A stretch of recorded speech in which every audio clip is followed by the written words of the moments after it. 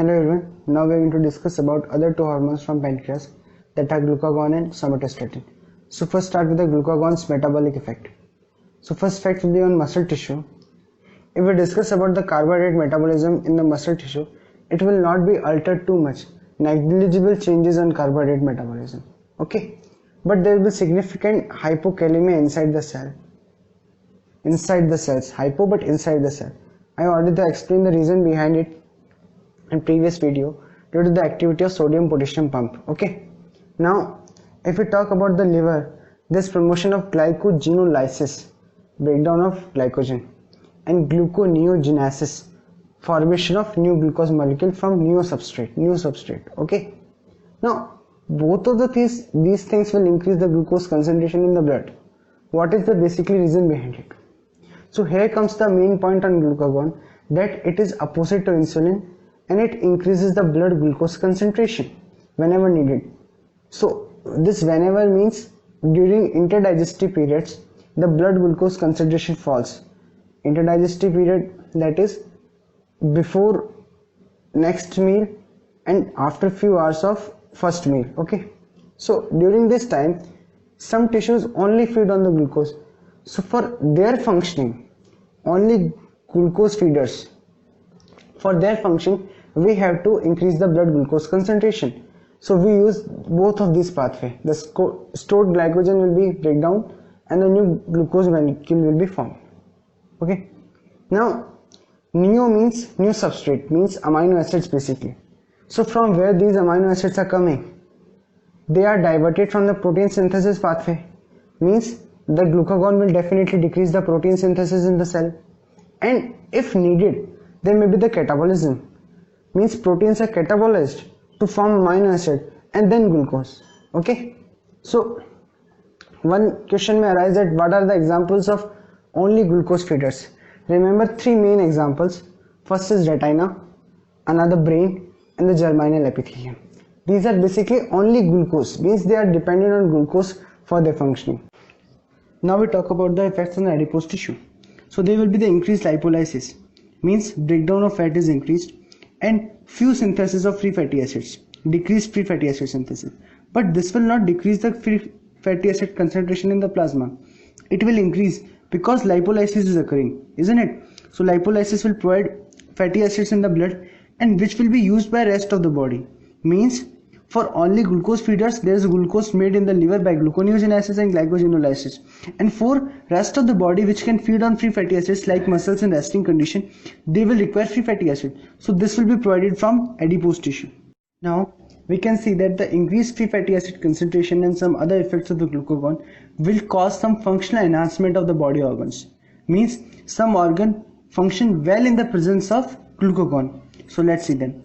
First is heart strength, means muscular strength of heart is increased. Muscle of heart work well while it's occurring because heart muscles basically feed on free fatty acids. It's very important to remember. So free fatty acid concentration is increased in blood because lipolysis is occurring. So heart strength will be increased. Okay. Second point, increased blood flow to organ. Now explanation of every point is not possible, so I can only say that organs like kidney will have more blood flow. They have multiple reasons, not any reasons to be specified. Okay. Now bile secretion.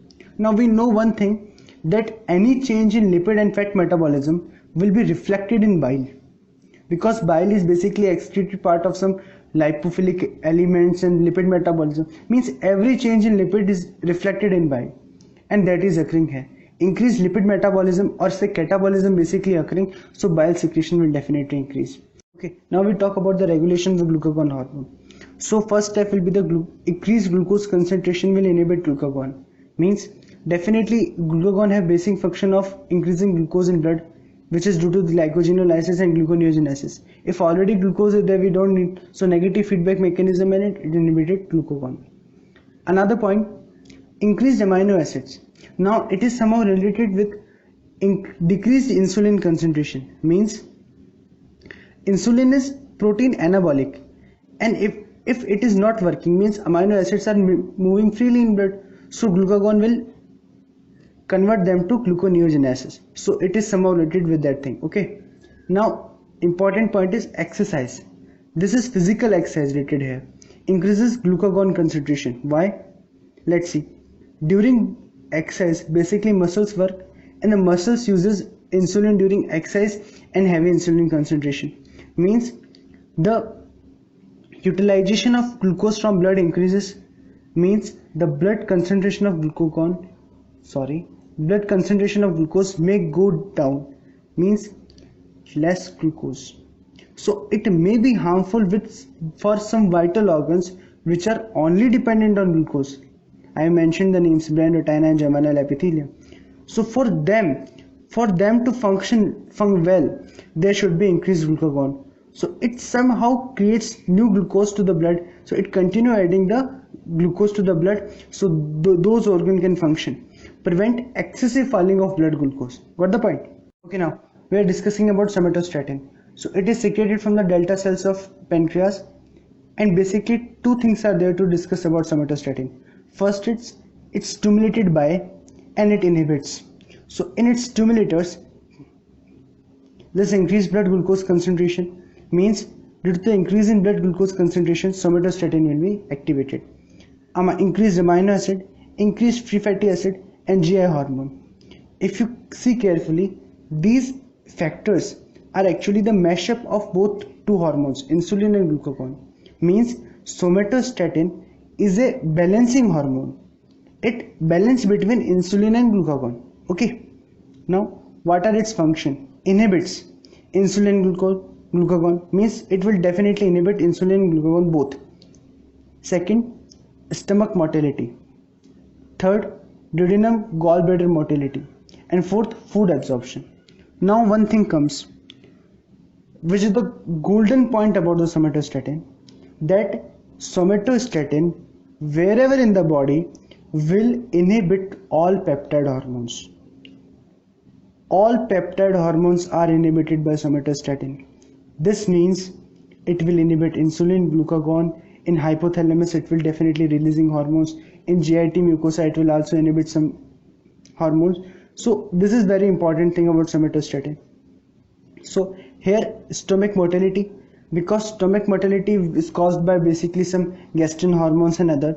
Duodenum and gallbladder motility by cholecystokinin. These hormones basically are functioning of digestion, and ultimately the insulin and glucagon will come in role. So all these hormones, all the digestion system is compressed by this somatostatin.